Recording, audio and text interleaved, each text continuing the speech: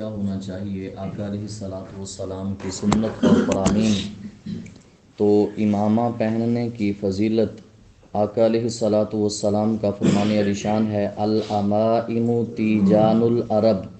فرمایا امامہ پہننا، پگڑی پہننا عرب کا تاج ہے۔ وجلوس المؤمن فی المسجد رباطہ، مومن کا مسجد میں بیٹھنا سرحد کی حفاظت کے لیے اس کا مورچہ ہے۔ مومن کا مسجد میں بیٹھنا یہ سرحد کی حفاظت کے لیے اس کا مورچہ ہے۔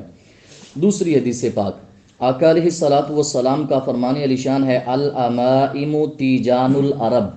امامہ شریف عرب کا تاج ہے۔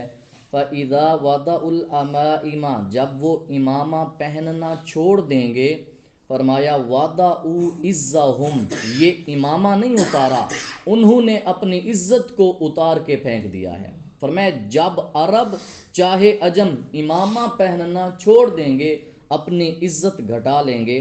اور تیسری حدیث پاک اس کی فضیلت کتنی ہے، الامامۃ علی القلنسوۃ فصل ما بیننا و بین المشرکین۔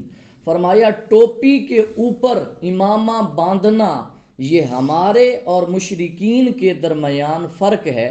یوتی یوم القیامت بکل کورۃ یدورها علی رأسہ نورا۔ اب فضیلت سنیں، فرمایا جب ٹوپی کے اوپر امامہ باندھو گے، جتنے بال آئیں گے امامے کے، کپڑا باندھتے وقت جو بال نہیں آتے ٹوپی پہ، فرمایا جتنے بال آئیں گے قیامت کے دن ہر ایک بال کے صدقے اللہ نور عطا فرمائے گا۔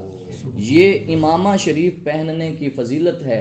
امامہ تو درکنار، نوجوان نسل کے سر سے ٹوپیاں ہی چلی گئیں۔ نماز پڑھتے وقت پلاسٹک کی ٹوپی رکھی جاتی ہے، ہماری جیب میں ٹوپی نہیں ہوتی کہ ہم نماز پڑھ سکیں، کہیں اچانک نماز کا وقت آ جاتا ہے۔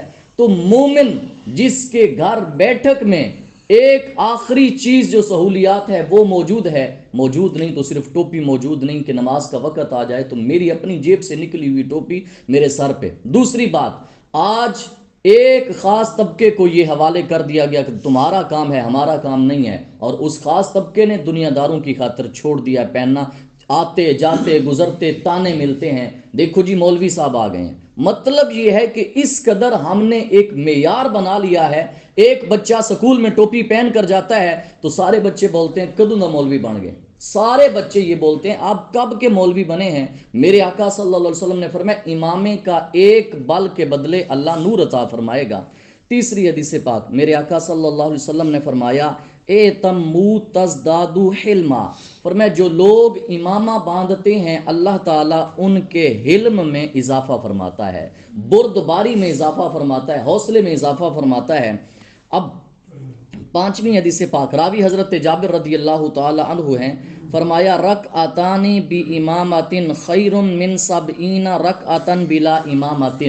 ایک نماز وہ ہے جو امامے کے ساتھ پڑھی جائے، فرمایا وہ اس نماز سے، وہ 2 رکعتیں جو امامے کے ساتھ پڑھی جائیں ان 70 رکعتوں سے بہتر ہیں جو بغیر امامے کے پڑھی جائیں۔ اتنی فضیلت ہے وہ نماز، سر کے اوپر ٹوپی اور اس ٹوپی کے اوپر امامہ باندھا ہو، 2 رکعت ایک طرف اور 70 وہ ایک طرف جو بغیر امامے کے پڑھی جاتی ہے۔ تو کبھی تو ایسا ہونا چاہیے کہ ہم نمازی بھی ہوں اور ٹوپی بھی ہو اور آقا علیہ الصلوۃ والسلام کے اس فرمان پہ عمل کرتے ہوئے امامہ باندھ لیں۔ دعا ہے اللہ تعالی ہم سب کو عمل کی توفیق عطا فرمائے۔